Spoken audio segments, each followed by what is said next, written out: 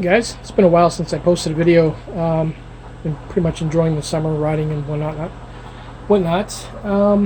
I've actually run into another problem with the bike that requires a little project. I ended up taking the module that had the shunt and the board for the Juntech, and it took all the hardware off that was in that area. You can actually see a crossbar in there, which is nice. To lighten up the bike, make it quieter because it was banging around. But they weren't totally, bolted to the bike. They're sort of glued. Anyway, they started bouncing around quite a bit, so I took them off. And I actually find a little bit of performance improvement by getting rid of some of the RC wire. I now have a single line going to the battery pack in the back, and the shunt and the I can't see it there, but it's just rough for now. But the shunt and the breaker are on the battery for now, and actually I like it like that, so I'm gonna leave it.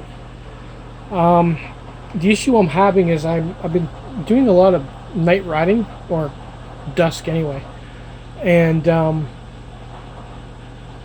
I'm finding that sometimes I forget about keeping an eye on the voltage, and I'll hit low voltage cutoff.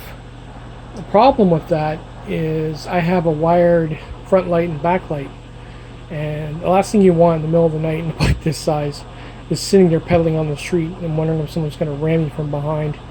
So I mean, I wish when the battery did cut out, I started pedaling, and I started pedaling really fast just to keep the lights on. But then once it gets to a certain RPM, it just shuts off and won't come back.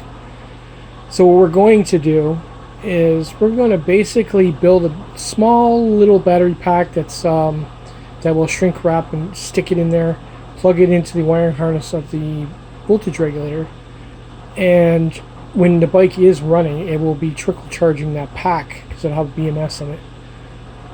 And if you lose power, you don't lose the 12 volts. I mean, if I lose power, the front light, the back light, and the display will all work. Nothing will change. Just obviously won't be any motors working. So we're gonna, I got enough cells left over from battery hookup. These are the medical ones. We'll make a 3S. At 6 cells.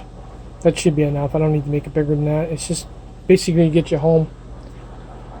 That's what I got in my stockpile. I got this stuff that I ordered in air on Amazon.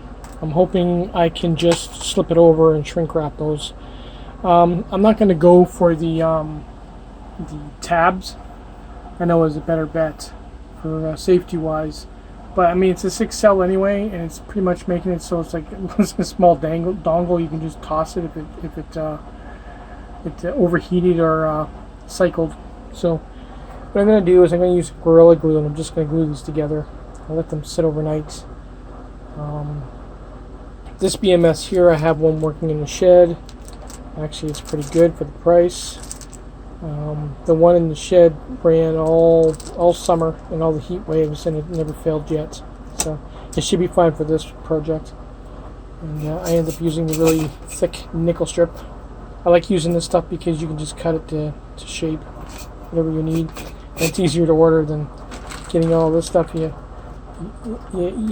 order a certain gauge, and then they send you something that's not even close to the gauge you ordered. So I'm getting tired of that. I might just go for this way. I get the thickest gauge, and it's easier to work with. So, a couple of BMSs here.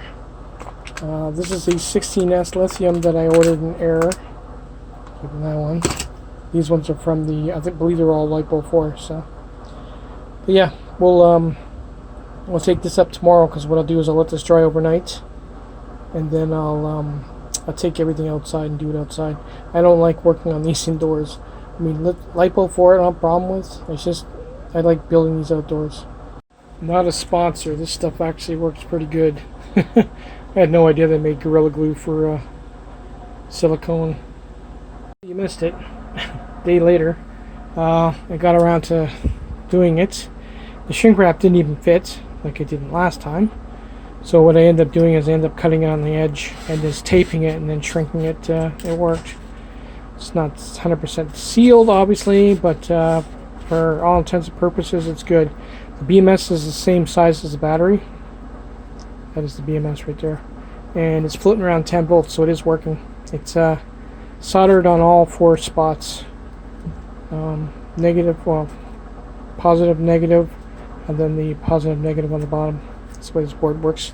Anyway, it's done. That's out of the way. Didn't feel like making a video of me building it, because there's tons of videos like that. So let's figure out how we're going to get it on the bike. So I guess we're just going to put it underneath the regulator. I don't know what junk is down here now, but it's going to have to find a new home. And maybe better mount the regulator. That's the DC inverter for my USB on the bike. So I think that's what it is. Last time I bought it. Yeah, so I figured just tie wrap that under there like that. I don't know if I should go BMS down. I guess it would be better with BMS down. So it's right up against the regulator. And then I think what I'm going to do is I'm going to mount the BMS, or the battery is protected by the BMS. So instead of putting it on the same side as the fuse, I'll put it behind the fuse. That way, if there is an interaction between the regulator and the battery, the fuse will pop, and I won't lose my expensive regulator. So let me get this wired up. We'll try it out. Okay, I quickly got it wired up. As you can see, the backlights are working. Obviously, the front is. That's with the plugged in. We unplug it.